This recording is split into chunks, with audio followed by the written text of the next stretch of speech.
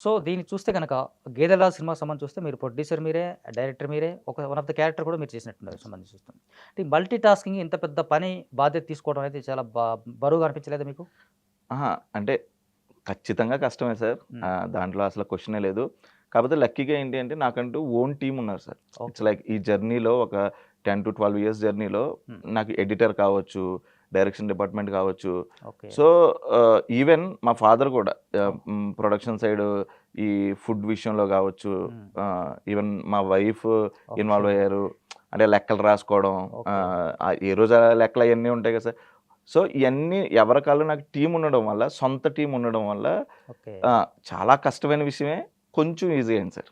అప్పటికి ఓకే. కష్టమే గానీ కొంచెం, కొంచెం ఈజీ అయ్యి అంటే ఒక రకంగా చూస్తే గనక మీకు అసిస్టెంట్ డైరెక్టర్ చేసిన సినిమాల సందర్భాలు 2 సినిమాలున్నాయి యెస్ సార్. మాక్సిమం.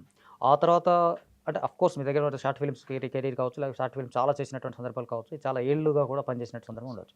సినిమా అనగానే ఒక టాస్క్ మారుతది కంప్లీట్‌గా. సినిమాకున్నటువంటి ఐడియాలజీ కావచ్చు, దానికి మొత్తం మారుతా ఉంటది.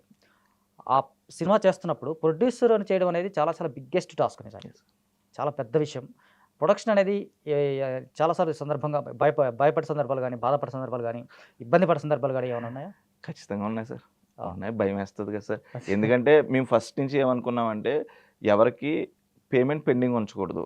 ఓకే. సో, ఎప్పటిదప్పుడు ఇచ్చేయాలి. హ్మ్. ఎప్పటిదప్పుడు ఇచ్చేస్తే వాళ్ళు ఇంకొంచెం ప్రేమగా మన కోసం పని చేస్తారు. ఓకే. మన మీద నమ్మకంతో పని చేస్తారు. సో, ఫస్ట్ సినిమా స్టార్ట్ చేసినప్పుడే అది అనుకున్నాం. హ్మ్. సో, ఆ ఇచ్చి ప్రాసెస్‌లో కొంచెం, కొంచెం ఇబ్బందులు ఇబ్బంది. పడ్డాం సార్. భయమేసింది.